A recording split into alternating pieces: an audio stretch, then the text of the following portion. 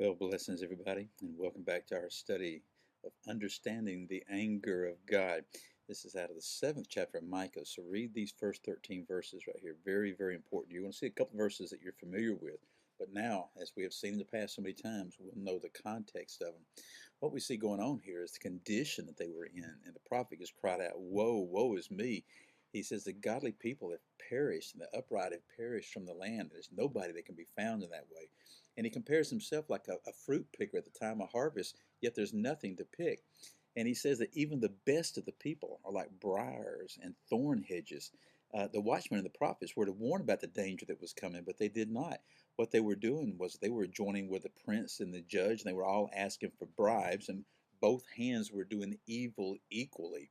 And no one was to be trusted. The neighbor or the friend, the family member actually said that a man's enemies would come from his household.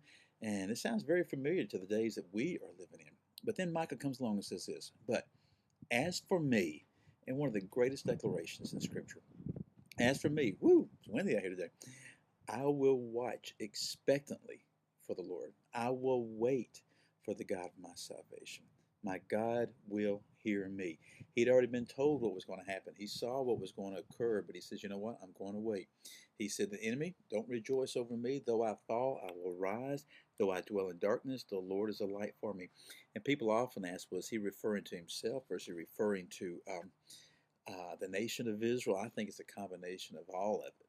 Okay, there's great things to be said for both sides.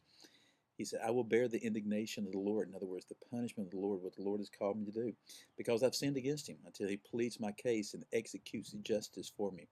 He will bring me out to the light, and I will see his righteousness. Then he says this, "The enemy will see, and shame will cover her." He describes it as a day of building walls, and the boundary will be extended. And these days have yet to come.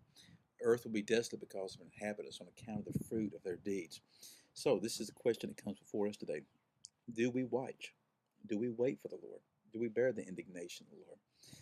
Sometimes the Lord calls us to do those kind of things, to watch and to wait. Trust in the Lord. Again, I'm Dale, the Precept classes in Cullman, Alabama. And I thank you for being with me. I'll see you again next time.